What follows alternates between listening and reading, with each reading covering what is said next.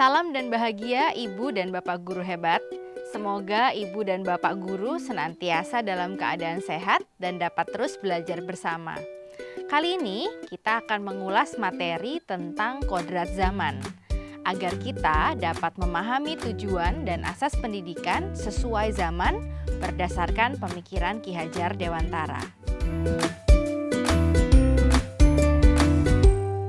Pendidikan bergerak sangat dinamis mengikuti perkembangan zaman.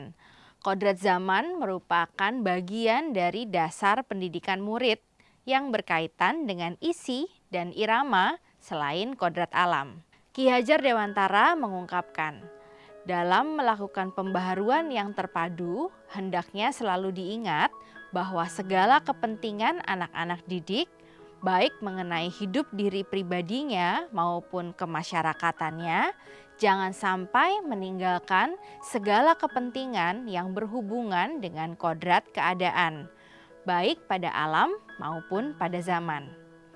Sementara itu, segala bentuk isi dan irama, yaitu cara mewujudkannya, hidup dan penghidupannya, hendaknya selalu disesuaikan dengan dasar-dasar dan asas kehidupan kebangsaan yang bernilai dan tidak bertentangan dengan sifat-sifat kemanusiaan.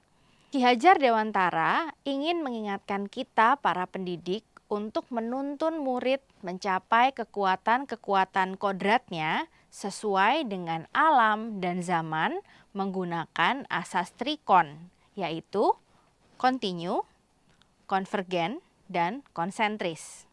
Kontinu. Pendidik menuntun murid dengan perencanaan dan pengembangan secara berkesinambungan menyatu dengan alam, masyarakat Indonesia untuk mewariskan peradaban. Konvergen. Pendidik menuntun murid dengan pemikiran terbuka terhadap segala sumber belajar, mengambil praktek-praktek baik dari kebudayaan lain, dan menjadikan kebudayaan kita bagian dari alam universal. Konsentris. Pendidik menuntun murid dengan berdasarkan kepribadian, karakter, dan budaya kita sendiri sebagai pusatnya. Asas trikon diyakini mampu menghadapi derasnya arus perubahan kodrat zaman seperti abad ke-21.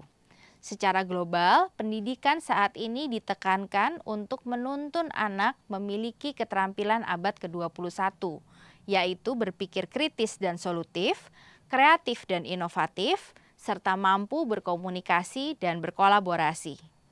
Meskipun demikian, pengaruh-pengaruh global harus disaring dan diseleksi menggunakan kekuatan utama bangsa Indonesia, yaitu kearifan lokal sosial budaya.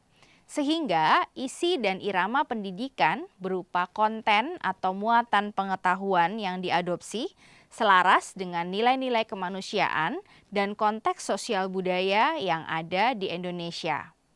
Maka cara mendidik pun harus sesuai dengan tuntutan zaman. Cara belajar dan interaksi murid abad ke-21 tentu berbeda dengan murid di pertengahan abad ke-20. Seperti apa yang dikatakan Ki Hajar Dewantara, didiklah anak-anak dengan cara yang sesuai dengan tuntunan alam dan zamannya. Misalnya, guru membantu murid untuk melakukan refleksi diri sebagai proses mengenali dan melihat kembali potensi dirinya. Kemudian, murid diajak untuk mengamati keadaan sekolah dan lingkungannya. Setelah itu, murid menganalisis permasalahan dan potensi yang muncul dari hasil pengamatannya. Ini adalah contoh belajar berpikir kritis. Guru kemudian mengajak murid untuk berkreasi, merespon potensi dan isu yang terkoneksi dengan dirinya melalui proses berproyek yang bisa mereka lakukan secara individu maupun berkelompok. Ini adalah bentuk belajar kreativitas dan kolaborasi. Lalu, murid mengkomunikasikan karyanya melalui berbagai format presentasi, seperti misalnya pameran, sosialisasi, atau seminar, kepada publik atau audiens yang akan terdampak dari karyanya. Ini adalah bentuk belajar komunikasi. Dengan pembelajaran tersebut, murid merasa lebih merdeka dan bertanggung jawab atas pengalaman belajarnya, bukan karena tuntutan yang membelenggu kemerdekaannya. Ibu dan Bapak guru, mari kita renungkan.